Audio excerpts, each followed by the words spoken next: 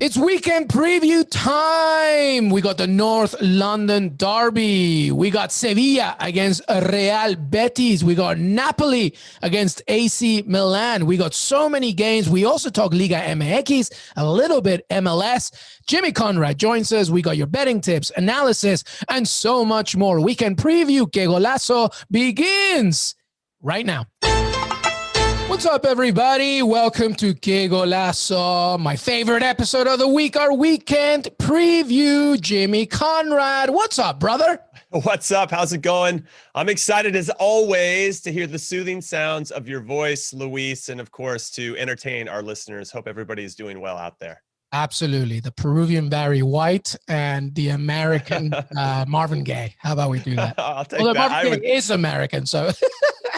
I'll take that. Marvin Gaye, silky smooth voice. I love it. I love it. Welcome, everybody. Qué Golazo weekend preview. We have so much action to talk about. Of course, the North London Derby, some good games in Spain and Italy. But Jimmy, before I do that, my man, guess what Sunday is? Super Bowl? Jimmy's so behind everybody. He's DVR'd the Super Bowl. He hasn't even found out. Who wins? Can't be Tom Brady. That guy's like 50 years old. Yeah, it can't be him. No, listen, it's Selection Sunday. It's the month of madness on the Eye on College Basketball podcast is here. And it's your audio guide for the entire NCAA tournament. Gary Parrish and Matt Norlander will offer a complete breakdown as soon as the bracket is announced on Sunday. So you stand a chance in your pool this year. The coverage continues with reactions after each day of games and previews of upcoming rounds. If you want the best March Madness analysis, Jimmy Conrad, you got to subscribe to the Eye on College Basketball. So I said basketball wrong. The Eye on College Basketball podcast, Jimmy. Anywhere. You just can't find a better pod, man. Listen, I went to UCLA. We've won more college basketball championships than anybody else. So I concur with your sentiments. You're excited. I'm excited. I am excited. I love it. Make sure that you subscribe to the Eye on College Basketball, okay? All right, let's move on here, beginning with the Premier League weekend preview. Jimmy Conrad, some big games. And listen, everybody, some good games are on Sunday. Some good games are on Saturday. We're just going to give you like a flavor, all right? So we're not going to do it chronologically. We're just going to do it, I don't know, popularity-wise, I guess, Jimmy. Let's begin with the North London Derby. That one is on Sunday. Huge game as Arsenal host Tottenham. Talk to me about this game, Jimmy. Well, what I found interesting, and I guess I hadn't thought about it in a while, but Arsenal actually haven't beat Tottenham in over 2 years. And that was pretty surprising. And the last two matchups that they've had recently were in December 6th, Tottenham won 2-0 at Spurs' stadium. And then again, they played twice in the EPL. Well, that was earlier. That was to finish the Premier League. That was in July 12th. So right now, for whatever reason, it seems like Jose Mourinho's got the number of whoever's in charge of Arsenal at the moment. And right now, that is Mikel Arteta. I don't know. This one's tough. They both play in the Europa League. I don't know how you feel, Luis, and everybody out there. I got a draw on this one. There's great value. However you guys feel, if you're going to bet with your head or your heart, plus 155 for Arsenal to win straight up on William Hill, plus 235 for the draw, plus 175 for Spurs to win. We could argue Spurs are in a little bit better form, just given how they've been playing and how many goals they've been scoring. They've scored over 4 goals in their last 6 games, and that is pretty productive for them in particular, who seem to struggle scoring, or at least did during their a bit of a rut. With regard to Arsenal, I was pretty disappointed in their 1-1 draw against Burnley the previous weekend. Obviously, they got a big one in Greece against Olympiacos, so we'll see how they perform there. But that aside, let's leave the Europa League stuff aside. Just from a Premier League perspective, they missed a big opportunity to gain some points against a Burnley team that had been struggling. My other line that I'm looking at outside of both teams to score and the draw, which is plus 290, is Harry Kane to score the first or last goal, plus 200. I don't think he's going to start against, and even if he does, I don't think he's going to play the full 90. I think they want to keep him fresh for this one, because when you look at these two teams, Luis, this is a rivalry game. And if you have a crappy season, like both of these are kind of having in the league, the number one thing you're going to do, if like, listen, we're not going to qualify for Europe, we have to finish above our rivals. And I think that matters. And I think they're both going to be after it. And they have to balance something midweek, which obviously makes it a little bit more difficult. But I don't think Harry Kane needs to be risked in the first leg and maybe even start against Dinamo Zagreb. So I know I'm speculating here, but I just think that there's going to be some lineup changes. And I think that maybe a little bit more depth gives Spurs a bit of an advantage, whereas Arsenal, I think, have to go for it against Olympiacos. Yeah, and the other advantage, of course, is that Tottenham is on a roll right now. I mean, they're playing well, they're confident. You mentioned all these players, Harry Kane, but also the supporting cast. Gareth Bale is looking good. Who knows? I think Heung-min Son, that's given him more freedom to do more things, I think. But to your point about ending above each other in the Premier League, I think it's more realistic for Tottenham to get European qualification than it is for Arsenal, who are in 10th with 38 points. So, that's definitely very difficult. I think the Europa League is honestly their best bet of getting some Europe next year, just like when we talked about Liverpool in the Champions League. This is a big game, as you said. The North London derby is historically big. I did not realize that Arsenal hasn't been Tottenham in 2 years. That's crazy. And I'm wondering how Mikel Arteta and co are going to feel about that. But, we talked about this earlier in the week, Jimmy. Jose Mourinho is going to be up for this. He's going to really want this one. I just feel that, especially Tottenham being 7th with 45 points, 1 under Everton. Of course, we'll have to wait and see what Everton does as well. And 2 under West Ham. They play Man United as well on Sunday. So they have a chance to keep on climbing. But most importantly, Mourinho is probably feeling good about his squad. And it's going to be tough. I believe that this 2-year of Arsenal not being Tottenham is going to continue. I don't see Arsenal beating them. I don't know if it'll be a lot. Maybe it's a draw. But I don't see Arsenal winning this. What do you think? Any other thoughts here? So I've kind of been speaking from the Tottenham perspective with regard to their lineups and all that. But let's take a look from Arsenal and through their lens. They can't lose this game, Luis. They have so much that's not going right for them this season. They're not going to finish in the top 4. Most likely won't finish in the top 6. They are grasping at straws that they think they're going to get through a very tough Europa League competition to try to qualify for Europe, despite the success that they've had in this competition before and getting to a final and unfortunately losing to Chelsea. Didn't mean to bring up old stuff, everybody, but they can't lose this one either. And that's why I feel like a split of the points is probably one where everybody's like, okay, good firm handshake. Well done after 90 minutes. That was a tough one, but we'll both get out of here with a 1-1. And then we'll move on with the rest of our season. That's where I think it has to. And so as much as we're saying that Jose Mourinho has to win this one and wants to win this one, Mikel Arteta and his players have this circled on their calendar as well. I just feel like when you look at who got the better luck of the Europa League draw, Tottenham gets to host Dinamo Zagreb in the first leg. They've already proven that they've got this B squad that can have success, and they've got an opponent that can maybe, I don't know, it depends on how Mourinho wants to push forward. You want to obviously get as many goals as you can in that first leg, so that second leg's a little bit easier. Arsenal have to travel to Greece to play against a very good team in Olympiacos, who are excellent at home. And I think they have to throw everything at that if they want to continue, to your point, of having success in this competition. So I just think little things, we're talking about the little things here, the fine margins, which ultimately decide who win games and who doesn't. They're all kind of tilting towards Spurs at the moment. However, I think that Arsenal are going to have something here. They have to have something here. And I think that this rivalry is going to bring that out of them. So I see a draw. I just don't see either team giving up that little something to lose this game. I both think they're going to make plays to make sure they salvage at least a point. Yeah, I think I'm leaning there. I'm leaning with a draw there. All right. Well, listen, here's the thing. Let's say Harry Kane, right, on form. What's your best bet here, do you think? I like Harry Kane to score the first or last goal. I like that with the emergence of Gareth Bale, who you importantly brought up. I don't know if importantly brought up is actually a proper phrase, but I said it anyway. You guys know what the hell I'm talking about, I hope. And we'll take it. They've given, because he's become so much more dangerous, it's given more balance to the team, because now defenses can't stack one side against Heung-min Son and stack up Harry Kane with 2 center backs and really lock down one. With Gareth Bale now providing some theatrics and some production, right? Goals and assists. It now forces defenses to, now we can't defend Gareth Bale one-on-one anymore, because he's very good in those situations. And when that happens, and when he starts pulling defenders over to Gareth Bale, it's going to create more space for Heung-min Son and Harry Kane to do their thing. Ndombele underneath as well. And whoever else is playing underneath, Dele Alli, Lucas, whoever it may be, Lamela.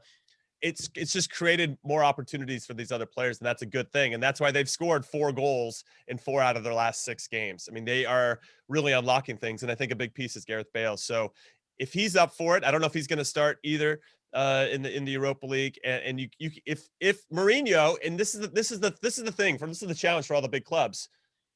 You have to be able to balance. You have to have that depth to compete in multiple competitions. Mourinho, I think, would roll the dice. Let's leave Heung-min Son, Harry Kane, and Gareth Bale on the bench for the Europa League, and then let's roll those guys out for against Arsenal and try to get all 3 points against our biggest rival. That's what I would do. Try to keep it close to the Europa League, because then you can just go win it in the second leg and deal with that later, and really try to go stomp on Arsenal's throats. Now, Mikel Arteta doesn't have that same luxury. He doesn't have the same depth. And I'm curious to see how this is all going to play out. But it should be one hell of a game. That's all I'm going to say. Yeah, as you listen to this, by the way, taking notion, and we're talking this as we're taping before the Europa League as well. So, take that with a pinch of salt. All right, let's move on in the Premier League, my friend. Some good games. I'll just give you some fixtures. You go wherever you want. Manchester United host West Ham. That's a big one. Leeds United against Chelsea. Fulham host Man City. Important for both teams at opposite sides of the table, and plenty more. Where do you want to go, my friend? So I'll do really quick. Leeds Chelsea. I love this matchup because Leeds, I'm going to look at it right now, 27 games so far in the Premier League. They've only drawn twice. So you're either winning with these guys or you're losing with these guys. And the fact that this is Marcelo Bielsa, who is hailed as a genius by so many managers around the world, is going to get his first crack against Thomas Tuchel's Chelsea. I love it. Now, Chelsea are the heavy favorites on William Hill. I kind of like Leeds. They're hosting this one at home. I don't care about form. I just feel like Marcelo Bielsa having a week to prepare against Tom. I just want to see it from a tactical geek perspective. So there's not going to be, it's either Chelsea win or Leeds win. There's no draw on the cards here. I kind of like Leeds as a bit of a flyer, plus 360 to win straight up in this one, because honestly, they either lose 5-0 or they win 5-0. And this Chelsea team just aren't very good in the attacking third at the moment. Very good defensively, but we'll see. I bet you Bielsa's been working on a few things, been paying attention to Tuchel and the success he's been having, the little tinkering he's been doing with his club. And I think Bielsa is going to try to find those cracks and exploit them. We'll see. So I like that one a lot from kind of a manager versus manager perspective, and obviously some talented players on the field. And then with regard to Fulham, Man City, Fulham are one of the hottest, most informed teams in the Premier League, and now they are inches away from climbing out of the relegation zone. So respect to Scott Barker for getting his team so organized defensively as well. They've been very, very stout. They got Man City coming in. Man City are unbeaten in their last 9 at Craven Cottage. They've won 6 of those, drawn the other 3. City are just way too good in so many different ways. I thought they rebounded nicely after losing the Manchester Derby, beating Southampton 5-2. I just don't think you're slowing down this Southampton train. I don't even really know where Fulham's going to get a goal, frankly. So I could see a 1-0 or 2-1, maybe 3-1. I don't know. I just don't think City's going to lose this. So I got a parlay for you, Luis. All right. I got these two managers that absolutely love each other, Marcelo Bielsa and Leeds winning, and Man City beating Fulham. And that pays plus 519 if you pick both of those clubs to win. Obviously, the big risk is Leeds, but I'm going with those guys having some good vibes this weekend and pulling that off. So let's talk Man United, West Ham, because this is a very good one. Man United in second, 54 points. Leicester right behind them with 53. Chelsea on 50 in fourth. West Ham on 48 points. So this is a big, big game for West Ham in particular. The last league matchup, if you guys remember, Thomas Tuchel scored early at London Stadium, 1-0. And then United scored 3 in the second half. Paul Pogba started the whole thing with a great goal from outside the box. I don't know if you guys remember that or not, but that was kind of where Pogba was not really playing much and everybody was disappointed in him. And then he scored an absolute banger and they really took off from there. They ended up scoring 3 in that game. The last matchup they played was in the FA Cup. It was 0-0 after 90 minutes. Scott McTominay scored in the 97th minute to help them get through the FA Cup. That was at Old Trafford. This one's at Old Trafford. My concern is that Manchester United have a midweek game against AC Milan, a very good opponent. West Ham have had all week to just chill and prepare for this. I think that matters. This, for me, seems like it's got 1-1 written all over it. If this game was at London Stadium, I'd go with Manchester United. But when it's at Old Trafford, it's just things are different there. And I like the 1-1. So I like the draw and under 2.5 goals plus 340. So that allows for a 0-0 as well. So those are my kind of notes on those 3 games in particular, Luis. Love it. Love it. Love it. Love it. Just some quick thoughts here, by the way. I think something's got to give with Thomas Tuchel and Chelsea. They have to lose one of them, right? And why not to Bielsa? It could be to Bielsa, even though, by the way, though, that Leeds have lost 7 of their last 10 league games, including five of their last 6. But I know. The narrative is always there to be changed. So who knows? In terms of Fulham Man City, I totally agree. I think it's going to be tight, very difficult. Man City will come out with that one. And Manchester United, West Ham. Oh, man. I mean, listen, Jesse Lingard has been fantastic for West Ham. I'm feeling that he's going to be extra motivated to do some things here, but it might just not be enough for a win. Could be a hard-fought, entertaining draw. Who knows? But watch out for Jesse Lingard, Jimmy. I wonder if, as I'm talking, if you can give me some lines here, because I'm wondering what is it if he even, listen, he's been extremely productive from both an assist perspective and goals, right? It was his penalty, right, that started it all off in the last game. I wonder what, if he scored or even set an assist against his, Manchester United, what could that be? They're not even giving me a line on him scoring any time. Really? I feel it's very important. I'm trying to decide, like, are they doing that on purpose because they know Lingard's going to score, or is it because he's not allowed to play against Manchester United? Oh, is that true? I don't know. I mean, he's not on this, so William Hill not always up to date on all the. Oh no, that's a good point. Is he tied? I'm not sure. Yeah, I think he is actually. So completely ignore what I just said. No, but you're right. It would be amazing to see Jesse Lingard play against Manchester United, and I'm here for that. But I don't see his name on any of these scoring lists. No, he's not. He's not part of it. So completely ignore what I said. It's unfortunate. Well, no. Now I'm pivoting, and I think Manchester United will take this. I think Lingard. Wow. Lingard has been incredibly influential for West Ham. He's been so influential. Both assists. He can still be influential. He's got a whole week to hang out with the guys. He can still be there in the stands and support them on the team bus. Like, he can still have his influence off the field and give those positive, good vibes. Yeah. I honestly, I just think if United didn't have a midweek game, then I would be leaning more towards you saying, yes, United's got this. They've been very good defensively in particular. That's true. And United have injuries as well. Game is crazy. That game is in Manchester as well. So it's not like they're traveling to Italy to have to play this one. It's like we said about Arsenal, who do have to take that extra trip in the middle of the week. They are playing at home, and then they got another home. So yes, you can make a strong argument as to why, but just something for everybody to consider that midweek game. It matters. They've put so much mileage on their bodies this season. Bruno Fernandes in particular. So just something to keep in mind. Yeah, and there's injuries as well for United as well to think about. A lot of them. So yeah, we'll think about that. All right. Anything else in the Premier League before we take a quick break here, Jimmy Conrad? No, I think I'm cool. Obviously, Newcastle Aston Villa is Friday, and Newcastle have to get something out of it. But Aston Villa are probably better, and I like. Well, there's no Jack Grealish in this one once again. Matty Cash does return, and no Miguel Almiron, no Saint Maxim. That's obviously a problem for Newcastle as well. Hey Jimmy, by the way, I have to tape this one. All right, so I'm going to turn my phone off. If Newcastle does something, I don't want any texts from you. I don't want anybody to bug me. It's the first Villa game I have to tape. The weather's so nice in New York. I have to do something with my wife. And she said, listen, I give you carte blanche with Villa every weekend, not this Friday. So alert everybody. I'm taping this game. Don't bug me. I mean, if you lose to this Newcastle team, do not text me. Miguel Almiron or Alonso Maximi, I am texting you because that would be absolutely embarrassing. Oh man, then I have to turn my phone off. All right, everybody, we're gonna take a quick break here, but there's plenty of games around Europe, including La Liga, Serie A, and much more. Stay right here. Qué Golazo Weekend Preview. We'll be right back.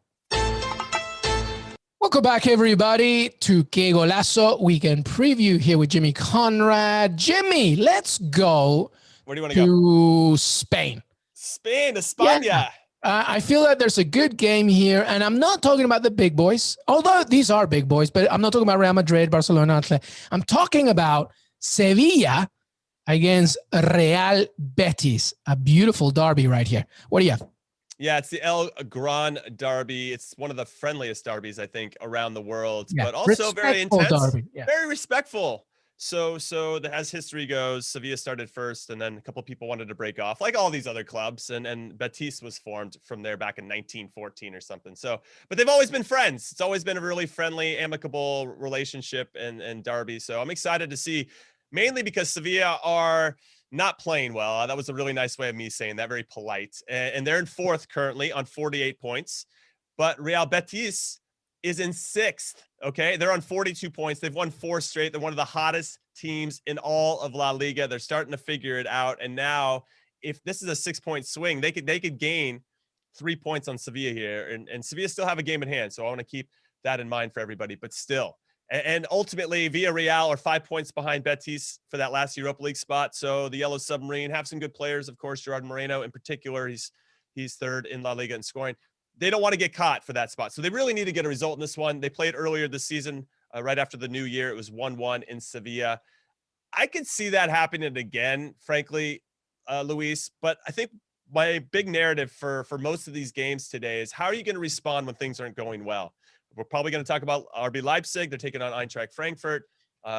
Napoli, after they got knocked out by Granada. I mean, what are you going to do when things aren't going well? And I think Sevilla are in that moment right now. What are you going to stand up and hold yourself accountable after getting, flaming out to Borussia Dortmund in the Champions League, losing to Barcelona when you had a 2-0 lead in the Copa del Rey semifinals? What are you going to do? What kind of team are you going to be to finish this season? Are you going to finish in the top 4? Those are the big questions that I think Julian Lopetegui has to ask his men in Sevilla.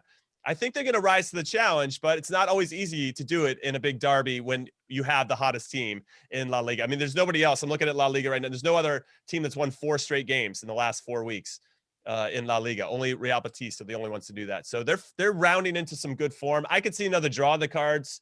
I'm going to look at that line for you. I thought I had it written down. I don't.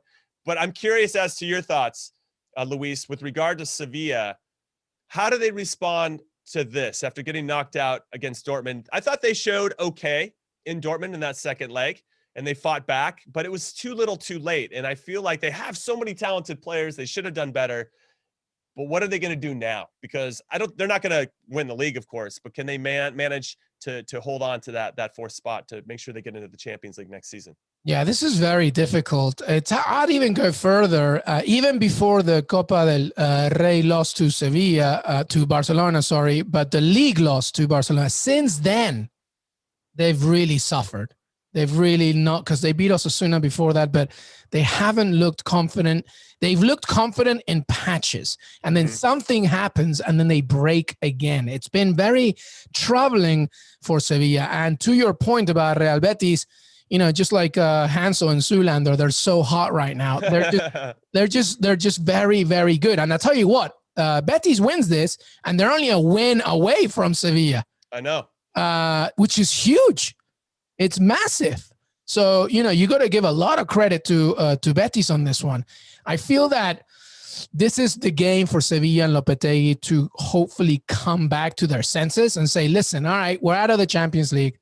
It is what it is. Okay. Mm-hmm. But you need to understand that it's always about the future. We're still holding on to that Champions League spot. Let's keep that momentum.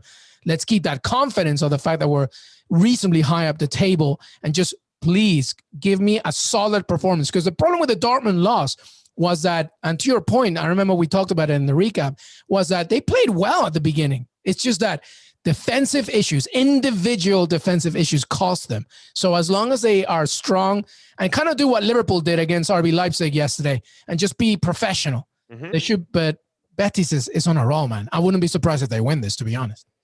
I wouldn't either. And I actually misspoke. The first time they played in the league was at Real Betis' stadium and not Sevilla. They play in Sevilla this one. Sevilla, pretty good. Pretty good at home. They have 8 wins, 1 draw and 3 losses in 12 matches. And away from home, Betis, 6 wins, 1 draw, 6 losses. A little uneven there. But current form matters. It really does. And sometimes I don't always take that into consideration when I'm making bets, because I'm thinking, all right, this is a derby, right? Everything's just kind of thrown out the window. But if you're not feeling good about yourself going into these big games, and you don't have that collective sense of confidence that I think Sevilla is lacking right now, then I just think that gives Betis a little bit of an opportunity to get in there and take advantage of a team that might be a little bit vulnerable. And it's interesting because we talk about Sevilla being absolute world beaters a couple months ago. They were so good, and they looked amazing and whatever, whatever games we want to mention, just how much quality they have.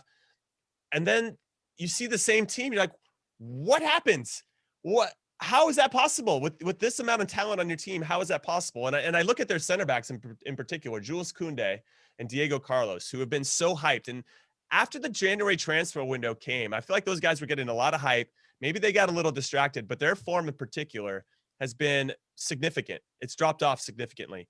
And the results reflect that. If you don't have two good center backs kind of making sure plays are done, and you don't have a goalkeeper making good saves when you need them to, we saw it with Hugo Lloris with Tottenham. All of a sudden, he stopped making the saves you expect him to make, a World Cup winning goalkeeper.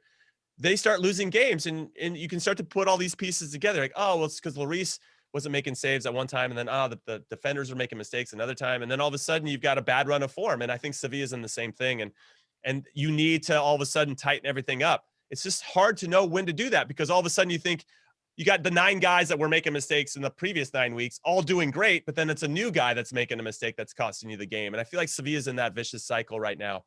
Anyway, that said, I like this one. I think it's going to be a draw. plus 240 on William Hill, everybody. Well, that might be okay. I just think Sevilla are victims of their own success. I think it's they succeed so well in the Europa League and looking good. They finally make it to the knockout stage of the Champions League, and sometimes maybe that just overwhelms them. They're so good with the ball. The moment they lose it, that's the problem. And guess what? Real Betis, managed by Manuel Pellegrini, who loves to hold that ball, loves to control. So, we'll see what happens there, but a pretty big game. All right, let's move to Italy, Jimmy Conrad, because I want to talk about, you mentioned Napoli. Who do they have this weekend? They play AC Milan. Ooh, baby. I will say that Napoli have nothing left to play for. This is the only thing they can focus on now is the league. Milan obviously taking on Manchester United, so they've got a couple midweek games to pay attention to over the next few weeks. What's crazy is I went and looked at Napoli's fixtures, okay? This next week is going to determine their season, in my humble opinion. They are currently in 6th, so everybody knows, in Serie A on 47 points, only 2 behind Atalanta, okay? And they have a game in hand, but they're above Lazio by 4 points. But this next week is going to blow your mind, Luis. So they play Milan away from home at the San Siro, okay? They play Juve midweek to make up for that other game that didn't get played earlier in the season. And then in Turin, and then they go to Rome to take on Roma. Oh, my God.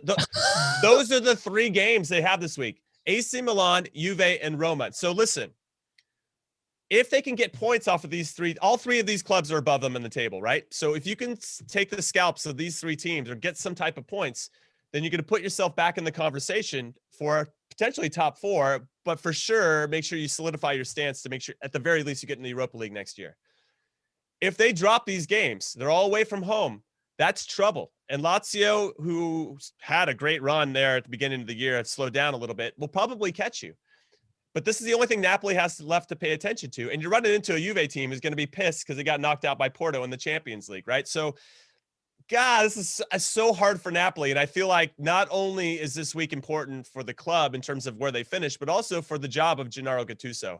Yeah. So when you think about it from this, they had a whole week to rest and prepare for this game. AC Milan had to travel to Manchester to play in the Europa League. For me, Napoli has to know this is our best opportunity out of all 3 of these games to get points off of these guys, especially because Zlatan is hurt. With injuries, Sukic right? is hurt. They have a ton of guys that are hurt. So Napoli have to go for it to really kind of set the tone and the attitude for the rest of the week because they got some massive games. I don't know what the result's going to be here because I don't know what Stefano Pioli, the manager of Milan, is going to roll out either against Manchester United or in this one.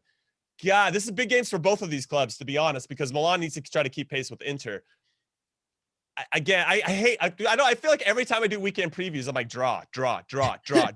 But the more I think it out and I try to extrapolate how I think these games are going to go and what the managers are going to do and how important it is for them to not drop points, right? You don't want to lose points to these guys either. I just feel like a draw could be on the cards. However, if you wanted to take a risk, I think the risk is putting money on Napoli to win this game because they have to. They absolutely have to win this game more so than any other game throughout the rest of their season. Yeah. I'm just going to throw that out there. You guys can do whatever you want on William Hill, but that's where I'm leaning. Also, I do want to mention Torino is taking on Inter Milan.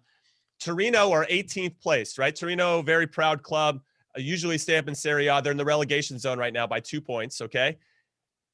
Torino have yet to win a game at home this season. And I just feel like Inter Milan, given what I saw them do in the Champions League and what I saw them do in the Coppa Italia, I could see them losing this game. You know, everything's going right for Inter Milan, and yet they're going to lose to a team that's absolutely struggling that have yet to win at home. And I just wanted to throw that out there because I think it's interesting narrative. You have this team that is so desperate and trying to survive with everything they have, taking on the top team that's trying to win the Scudetto for the first time in 10 years. And I just love that narrative, and I want to throw that out there. Well, that's why we love this game, because anything can happen. And momentum, sure. I don't even believe in momentum because it can stop just like that. One word on Napoli, by the way. This is the perfect example right now, this moment right now that Napoli is about to face, as you say, those 3 next games, of how a team's perception. And I want people to actually, if you're looking at Napoli for this next week, look at Gattuso's press conference before this game this weekend, because it will tell you everything. This is about now a team thinking, are we glass half full or are we glass half empty? Because when you look at the league standings, as you mentioned, Napoli in 6th, but if they have a game in hand, right, from the teams above them, apart from Juventus, because they're facing that one, right? That's right. So let's say they win, right, and they close in. They're only 3 points away from Roma, who's in 4th.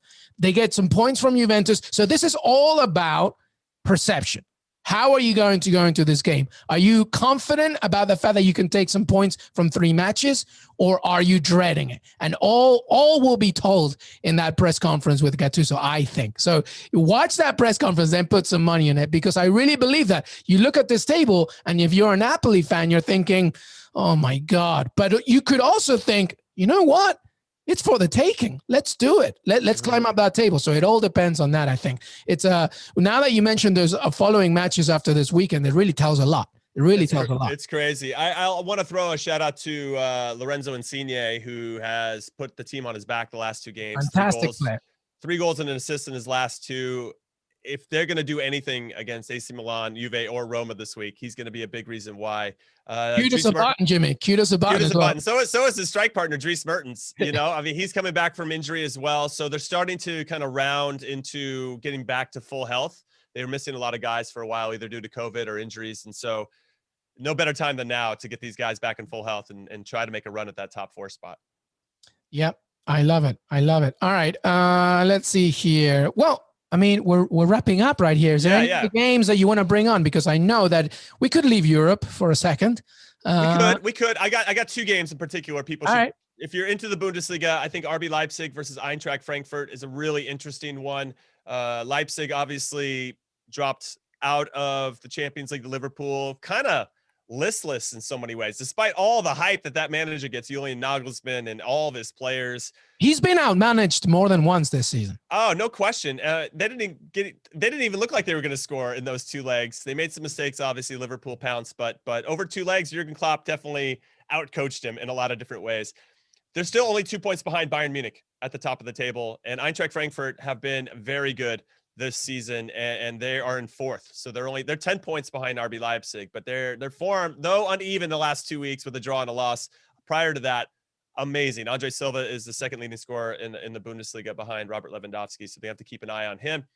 I just want to see, very similar to Sevilla, how does RB Leipzig respond to getting knocked out of the Champions League? And this is a good opportunity for them to kind of right the ship. Very similar to Man City, right? They lost in the Manchester Derby, and then came out and smacked Southampton 5-2. That's how you respond to some disappointment. And then in France, Monaco taking on Lille is a really good game. Monaco has been a surprise team under what's his? God, I can't think of his name. I just lost it for a second. Niko Kovac, who was coaching Bayern Munich before he got fired for Hansi Flick. He's done a really good job with Monaco this season. They're currently in 4th, and they're taking on Lille, who are in 1st. And obviously, Lille are trying to do everything they can to hold off PSG from winning the league. Good luck to them on that. I don't see that happening, but I'm curious to see how this game goes. Monaco's hosting this one, and it's 2 very good teams. So if you're looking to get into Liga and all, if you want to watch a good game from France, this would be a good one to start. But all right, let's go over to the Americas. Let's talk about Mexico. Liga MX, baby. This is the one, baby. I got a tasty one for you guys. Cruz Azul taking on Monterrey. Now, Cruz Azul are 1st. Monterrey are in 3rd, okay? 2 best defenses in the league. Now, Cruz Azul lost their first 2 games of the season, but since then have won 8 straight. And they have 6 clean sheets over that time. They've conceded only 3 goals. in those 8 games. But Monterrey have Rogelio Funes Mori. Sorry about that. Rogelio Funes Mori. Very good. I love that. FC Dallas Academy kid. Okay, so he actually was going through the FC Dallas thing and then ultimately said, I'm leaving. I'm going to go try my luck somewhere else. I don't want to sign a contract with MLS. Longer story there. If you ever want to get into it, we can. He's got 7 goals in 7 games, Luis, so far this season. He's second in Liga MX in scoring. So even though Cruz Azul have been fantastic defensively, I just don't think you can slow down the freight train that is Funes Mori. I'm going to say Cruz Azul to win and both teams to score. If Funes Mori is going to score, plus 340. So Cruz Azul to win, both teams to score plus 340. I found that on William Hill. I was thrilled they had Liga MX lines on it, and I'm taking this one to the bank. Yeah, I love it. Funes Mori, by the way, was the player before Higuain did his Inter Miami thing. I thought Inter Miami should have gone right on Funes Mori. He is just so good. In terms of Monterrey, by the way, because they're a squad and they have a very good experienced manager in Aguirre, just 2 wins in their last 5 games. It's just not good enough. So, and Cruz Azul, top of the table. I'd go with that. I think that's a good one. I love it. You're welcome, everybody. Yeah, well, there you go. All right, everybody. That was our weekend preview. I hope you enjoyed it. Jimmy Conrad, before we say goodbye, any final words? I'm excited for MLS. I am an MLS homer. I played 12 years in MLS, so it's partial to me, and I'm excited that whenever the season gets started. I know we're still we're a month out, but I just want letting you know, everybody, that the hype is real and I'm here for it. And again, we've asked you this before or told you this before, but if you need an MLS team to support this season, come to us. Just hit us up on Twitter, at LM Echegaray or at Jimmy Conrad or at Qué Golazo Pod. And you tell us who you currently support now. We'll find you an MLS squad, because I think it's a lot more enjoyable if you have a rooting interest in a particular league. So make that happen. Beautiful. What do you think of Atlanta United, by the way? I think they're going to do some things with Heinze, I think. I hope so. I think he's coming in with everybody kind of down on Atlanta United.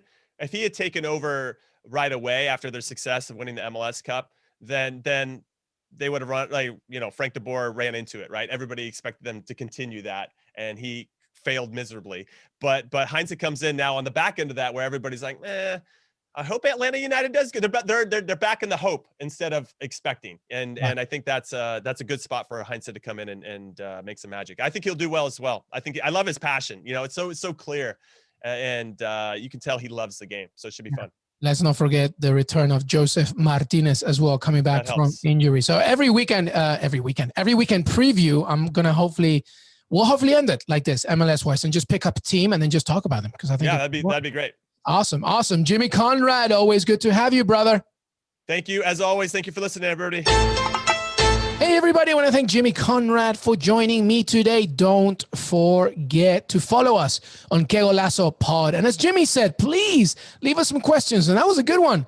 If you are excited about MLS or you want to get into it and you don't have a team, get at us, ask us, and we'll hopefully answer it for you on the show. We are on Spotify, Apple Podcasts, Stitcher, CBSSports.com. We are on YouTube, youtube.com/Qué Golazo. Make sure that you connect with us, as it helps us to grow the show. Have a great weekend.